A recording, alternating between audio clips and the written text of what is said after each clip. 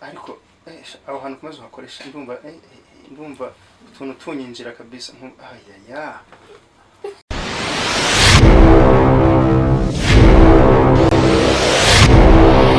ninahangaika sana kila siku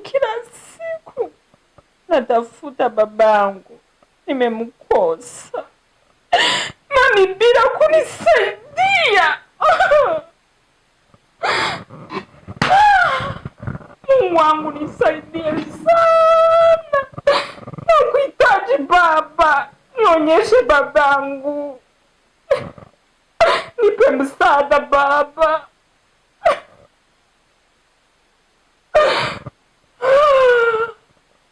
uwo mudamu azana n'umwana we ngo baje gushaka se mu Rwanda.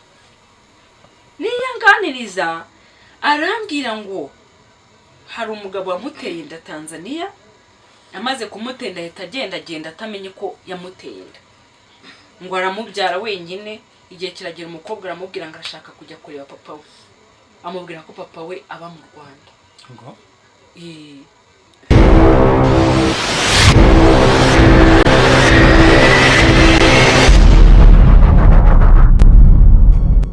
Ko watangiye kuzana uruhara. ubuze Watangiye kuzana uruhara. ugomba kuza nyine Nimba izabaye uruyenzi maze. none utekereza ko ariko imyaka tumaranye wowe 25 yose tubana, utekereza ko ari ubusa kongeraho niyo nagushatse mfite. Kandi wari unashaje. Buriya washaje unagushatse nshaje. Wari ukoze mu gake. Wanyemeye ute buriya? None se urukundo ndetse urushatse. Ubwo urukundo rwa cyakwana ibyo. Sinutsinze.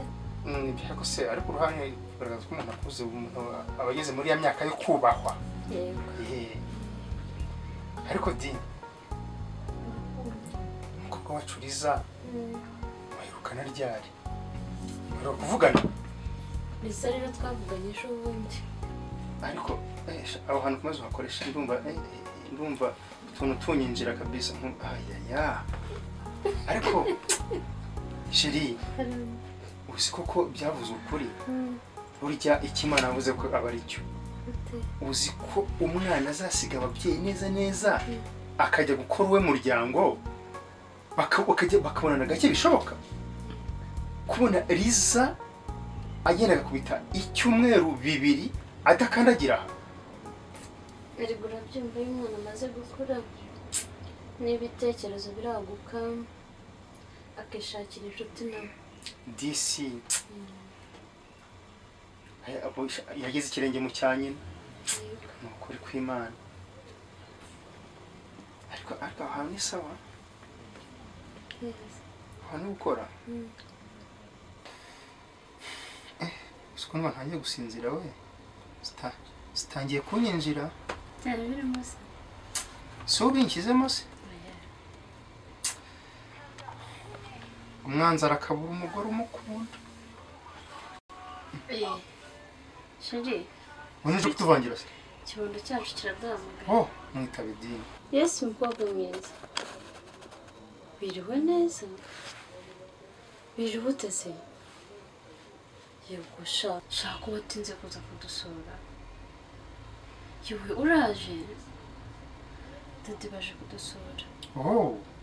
Sawa ni karibu. Mugurutse ni karibu umukobwa mwiza. Karibu. Sawa urugendo rwiza mama. Mukumbuye. Ari mukumbuye cyane. Ubundi numvaga mfite gahunda yo kuza kumuhamagara tugasangira ibya nimugoroba. Ariko nibutsa akantu. Twabwiye Kadogo akamubagira inkoko. Ako si ibintu byo kwirirwa umbaza sheri. Ntabwo nakora ikintu nakubajije. Mubwire. Kadogo ambwiye ko papa yapfuye. Nukuvuga ngo uri kumbesha ntabwo abaho yarapfuye. Ese Lucy urumva ibyariza cyangwa urumva ibyanya kwa kubyara? Aho munyereke murebe. Ubu se igihe cyose umaze i Kigali niba aramubuze ubundi waje tugataha. Uramara iki Kigali? Njyewe rwose byo gutaha.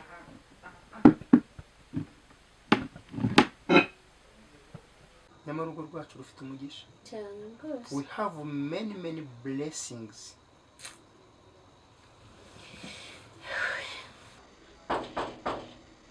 maze rero njye nimureke nsubire ku kazi dore n'amasaha yangendaye njye kwita ku barwayi kuko ndumva ibintu byanyu ntabwo pe ubwo wenda naha nimugoroba turaza gusubira ego murakoze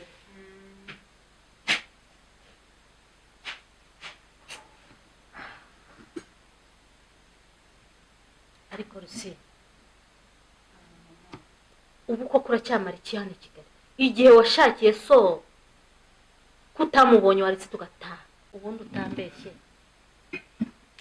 uracyamara iki ina niba warabuze papa wawe ko naje kugucyura waretse tugataha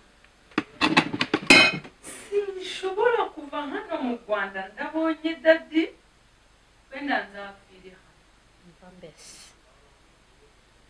alo Patiri bite yesuye imyaka myinshi n'ukuri bitese shameze neza mva narabyibushye ntago nyiri kwa kundi amakuru yo mu cyaro si wacu yawe disoneye kugukumbura sha ntago nakwibagirwa ubuzima bw'aho ngaho kandi bwari nabwize iyo mbyibutse numva nahita ndaranje tujya kuvoma gutashya sha ni ukuri ndabyibuka ni ukuri pe ntago nabibagirwa ni ukuri Patiri ntago nabibagirwa ni iminsi igira nabi Patiri ntabwo nakwanze ndabizi warandakaye aho basi muri iyi minsi ndagerageza nzaze kubasura anje sameze shami kuri abantu bose baba nganda bakumbuye sha ntabwo ari ukwiga ni ukuri pe nta nubwo nabikora ishara hano sheri wanjye ari bupfese utandukanye so na nyoko wakase kumbateranye mbega ubu umwana nibwo mubaye gutya ariko turuzuye rega uyu ni link hagati yanjye nawe anyumvira papa yabaye umusitari ngo ni link isaha umusitari ntabwo ari ubizi wabibwiwe arasazanye isaha ugiye niho tujya cyane ibintu birakaze kubanya arasa neza namubonye niko umukobwa wanjye kabisa sha ahura n'agatambaro mu mutwe erega wa muntu we aha itorero mbamo disi icyaro cy'iwacu ndagikumbuye abantu bose abanyeshuri twiganye abo twakuranye mwese ntabwo nabibagirwa n'ibihe byiza twagiranye shase abantu b'i Kigali ntabwo wapfa guhita ugira abantu benshi inshuti cyane abantu benshi nzi pe kandi niyo baba bahari ntabwo nabarutisha mibi kuko twarabanye twarakuranye ubuzima bubi bwiza twabubanyemo pe muri inshuti nyanshuti ntabwo nabibagirwa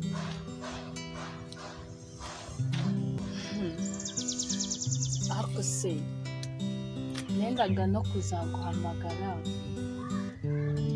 nk'ubu ngubu nakuboneye akazi i Kigali ntabwo wava mu cyaro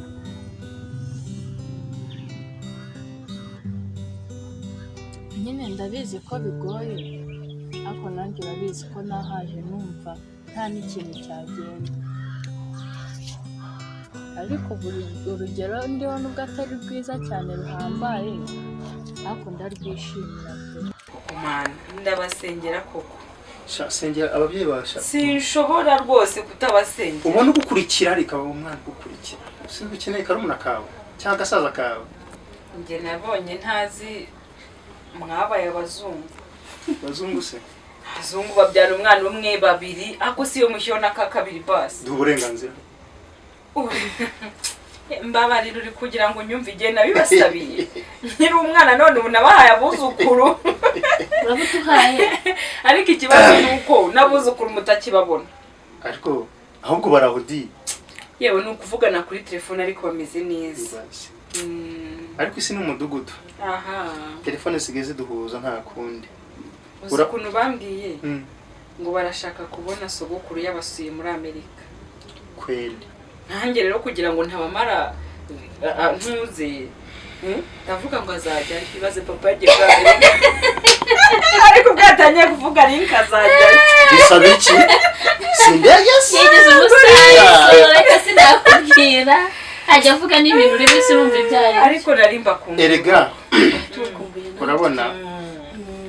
murabona ariko se utu tuntu hacyadukundana no mama ntabwo reka kudukunda reka turaryoha uko wicaye ubundi se uracyagiye amenya yakenye udutuntu nabonye dukomera utuntu rero mwana wanjye dutuma amenya akomera Hasoni mbabazi utu tuntu tumeze nk'intuza ubundi muturya mute mama uzi ukuntu adukunda nakurabizi ukuntu harere ubakandaka ntugire ngo karya kuva mu gitondo heza nimugora kamaze ubuzi ntureba ari to dukoze muki mu ngano nakubwiye niwe turya cyane mu myumbati mu ngano kandi ingano ziko zifite intungamubiri naraturiye dadi mugira ibyo muki uzi ko njye no ku ishuri yajyaga tumfunyikira ibaze ingano zituma rega umuntu yibuka aha none mpamvu ndabonye amanota meza mu kizami ngano zise ko hari ikindi n'ingano bajya bavuga mama ni ukuri nanjye ningaruka nzakakuzanira yego shirira kose nako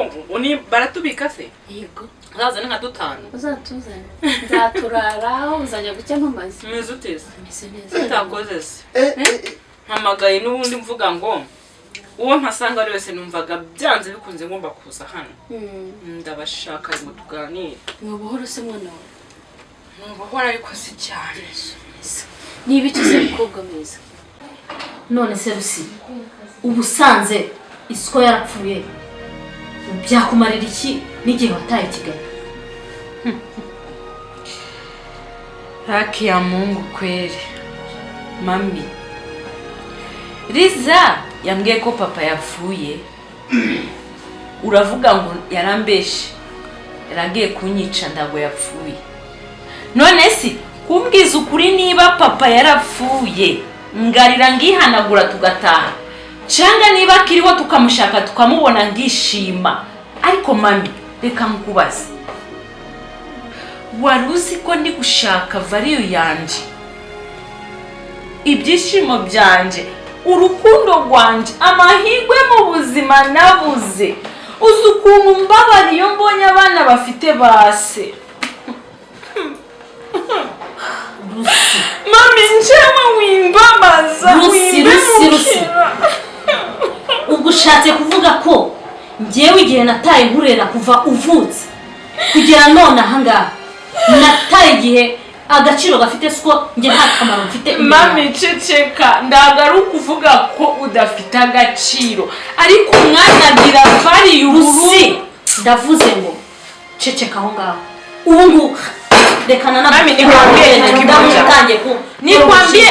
niambie Aki ila utaki kuniambia Aki mama utaweza kuniona mimi utaniona mfite ikibazo ariko ntabwo gikomeye nimpamvu naje ngo mugire impamvu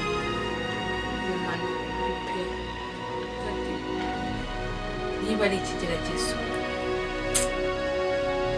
mu minsi ishize hari umudamu witwa Sifa wavuye Tanzania ngo uvuze ngo Sifa mu Rwanda Sifa papa umudamu witwa Sifa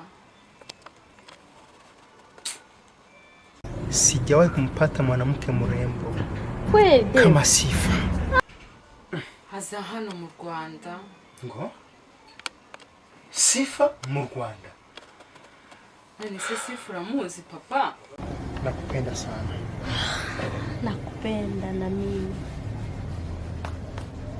umudamu uvuye Tanzania kugeza ugera Tanzania se anyway tubwire ntacyo tubwire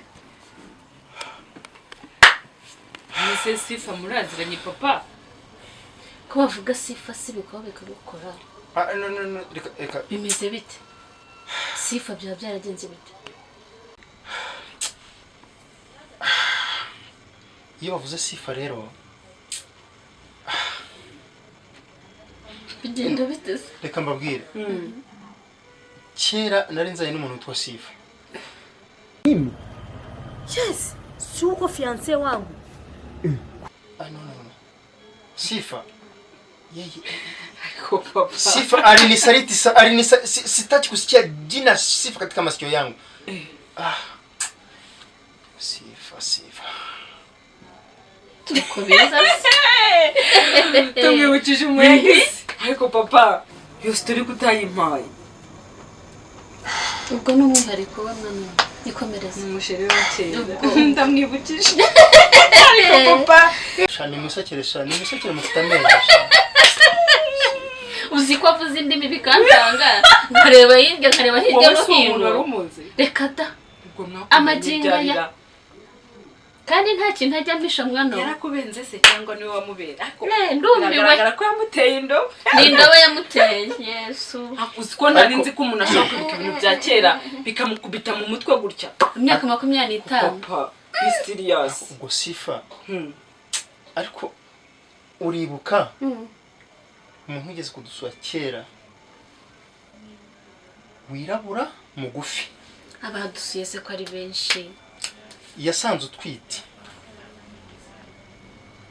araza ntabwo yinjiye mu nzu yakomanze kuri gate njya kureba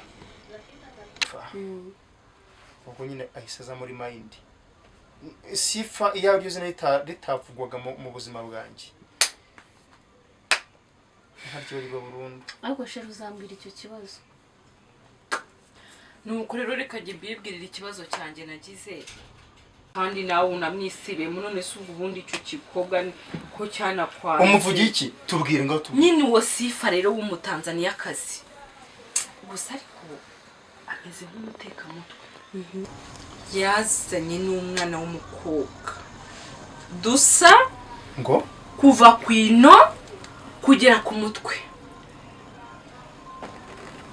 no kugira ngo mumenye hari umwana w'umukobwa yitwa Dina tujya duhurira muri nibature mu gitondo nari maze iminsi ntajyayo numva mfite ikibazo cy'umugongo abarantelefone ati watangiye gusuka imisatsi ryari kwisigana bya bintu byose njyewe ati nyamara ati ndakubonye buke yarongera ubwa gatatu nibwo ngo yamwegerera amuvugisha yumva ngo ntabwo avuga ikinyarwanda noneho nza kugira n'abandi bantu babimbwira ngo baramubonye aza gusengera iwacu biba ngombwa ko bamunzanira no mu rugo ye baba we papa nkubwira ikintu cyabaye habaye iki nkimara kubona uwo mukobwa rero Rusiya rwose ubona tunangana nuko abantu batinda gushaka mu mutima wanjye rero iyo mubonye ye baba we ndishima banumva hari ikintu kimeze nkaho naburaga nabonye muri iki ubu namuhaye n'akazi kugira ngo tujye dukorana noneho rero ikibazo mfite rero kagikubwire birabibye nibiba amaraso uya humura reka nkubwire mama mungira inama umugongo uracitse ngiye Sifu rero mama ndamukunda ubyumve ntugire ikibazo ahubwo reka nkubwire papa kuri bitekerezeho kandi nanjye muri iyi minsi tuzabiganira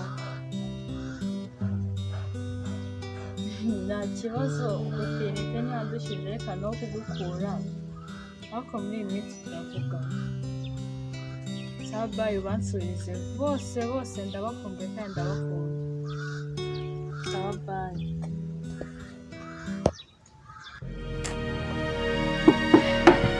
Ninahangaika sana kila siku natafuta babangu, nimemkosa mami bila kunisaidia. Mungu wangu nisaidie sana, nakuhitaji baba, nionyeshe babangu, nipe msaada baba.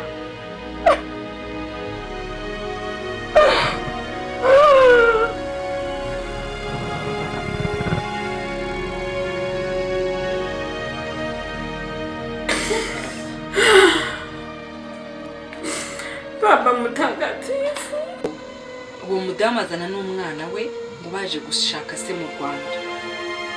Niyanganiriza arambwira ngo hari umugabo wamuteye inda Tanzania, amaze kumutenda ahita agenda atamenye ko yamuteye, ngo aramubyara wenyine. Igihe kiragera umukobwa aramubwira ngo ashaka kujya kureba papa we, amubwira ko papa we aba mu Rwanda. Ntibaramubona, baraho barajagaraye. Ejo ubundi nyina abataye umwana asubira Tanzania. Birancanga. Ajya kugenda yaransuye, amenyekanisha ko ari we mama wa Rusi. Arambwira ngo nimusigarane mu rugo. Ahantu bincangira rero nkaho yagasiga mu rugo, yahise yigira muri ghetto kubana n'abandi bakobwa mama. Inde Sifa cyangwa Rusiya. Hanyuma Sifa ndabinginga nti niba amafaranga y'ubukode kuko bakodesheje ahantu kwezi, ambwira ko amafaranga bashanya yisubiye iwabo muri Tanzania koza nandi ndabwa muze mbacumbikira aha bafashe gushaka papa w'uyu mwana. Ariko nanjye numva ngafite amatsiko ko papa w'uwo mwana nyimba muvidi mwe simbizi jewe. Mva nkubwire mwana aho hantu harimo tena. None se mbazi yakubwiye izina rya papa w'umwana se? Reka ntabwo nari mubajije. Ese ko yapfuye ubundi ubwo nari kuri mubaza gusa. Icyantungwe nuko yanze ko mbibwira umwana ngo ntazamumwicira. Ariko koko yarapfuye papa. Nyina amaze kugenda bincanze nihereranya umwana yansuye. Mubwiza ukuri kugira ngo ashira agahinda n'umubabaro arire. Mufashe mu counseling hanyuma tuze akorera amafaranga cyangwa yisubirira iwabo Tanzania. Wamubwiye ko se wumva ko se yapfuye? Umunsi namubwiraga ko papa we yapfuye, reka nkubwira ikintu cyambayeho. Yikubise hasi. Nakuzimia. Utambwira ko yapfuye. Namujyanye kwa muganga hamwe n'umugabo wanjye. Nakubonyera intakimukora n'umugabo wamubaye bangatanye turirukanka, habahamagaye imodoka tujya kwa muganga. Umwana yamaze hafi amasaha 12 muri koma. Noneho rero reka musigeho akanya gatoya ngo nsubire mu rugo, kuko ubwo navuye mu rugo gitaraganya tudakinze ndirukanye batatwiba, nsiga umurwayi aho naba bakobwa bana bahageze. Uzi kubona ko abantu b'imikino shani mu kibazo. Reba umugore yizeraga, reba ko yashakaga no kujya ngarutse sanga nyina sinzi ukuntu yaje yiruka, ariko rero namuhamagayeho mubwira ko umukobwa we yarwaye. Niba arateze indege, niba ari bwa butaro abangezeho. Ariko nta foto yo mubyeyi ufite uwo Sifa nyine?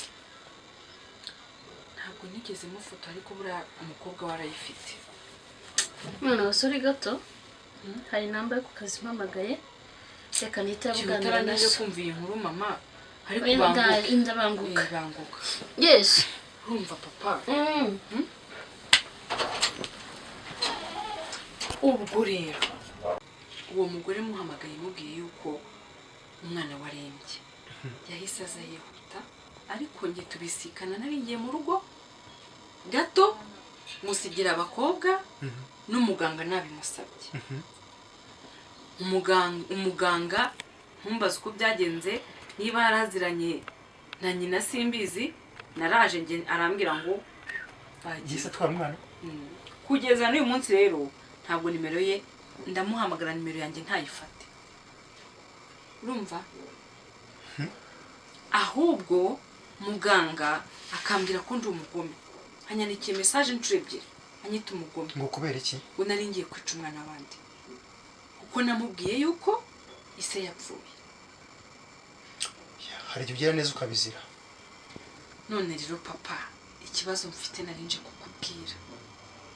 Mu by'ukuri ntabwo bari abantu twari tuziranye, ariko uriya mwana w'umukobwa Rusiya hari ahantu nkora nkumva ndamukunze. Singira undi muvandimwe urabizi, sinzi iby'abavandimwe uko bimera, ariko wagira ngo tuvindimwe. Papa mbwiza ukuri rero, dore na mama ntiyumva. Imana ishimwe bikoze neza, arasohotse. Nta mwana warigeze kubyara kera.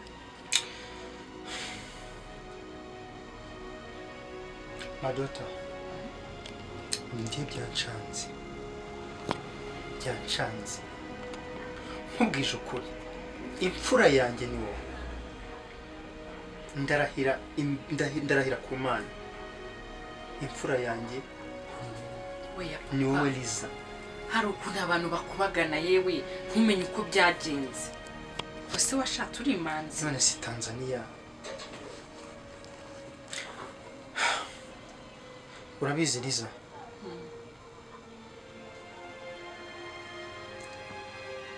nta n'umuntu wigeze ambeshyera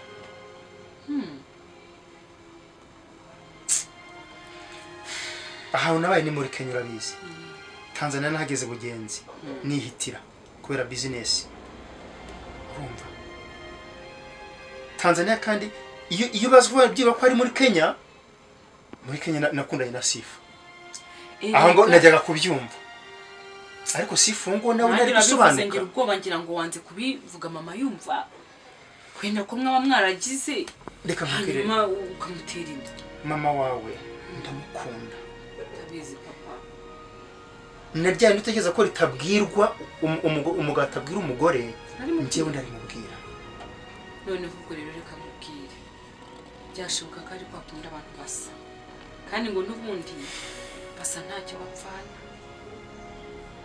ariko umuswahili wavuze ngo majirani huzaa watoto wanaofanana ariko se Rwanda na Tanzania Devid na Tanzania bihurira hehe ko nta shiti nigeze ngira Tanzania Tanzania papa sorry nyine narabitekereje nyine ndavuga abantu se nkamwe mwabaye no hanze nta wamenya noneho kwera ukuntu amukunze cyane numva icyo kintu naza cyukubaza ariko sorry none subu umeze mufashe cyangwa mwihorere papa ariko numva umutima wanjye ukimbira gukomeza kumufasha Liza mwana wanjye ufite umutima nk'uwaso ndetse ufite umutima nk'uwanyoko kuko turakunda kandi turafasha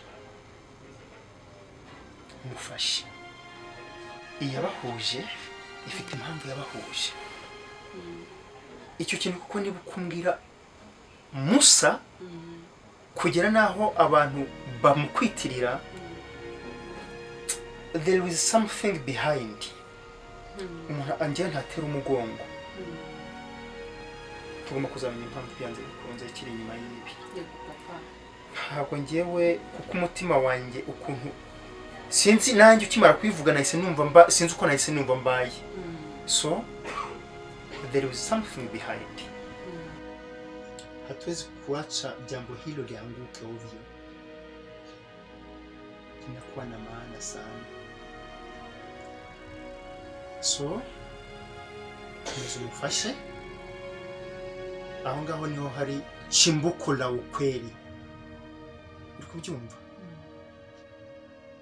tuzamenya ukuri kwimbitse kutariho ivumbi tugendeye kuri uwo mwana ariko yitwa Lucia mama we ni Sifa reka rero nanjye iyo ni affaire ngomba kwinjiramo nuko ukamfasha niko bimeze kandi mafiye ni ukuri Imana yaguhaye umutima mwiza our family is really blessed dukomeze gukora bityo Uwiteka azabiduhembera kandi ntuzinubire na rimwe gukora icyiza ujye ugikora udategereje ko kizakugarukira ineza uzayisanga imbere iyo niyo mpano nguhaye kandi urakoze cyane mu mafi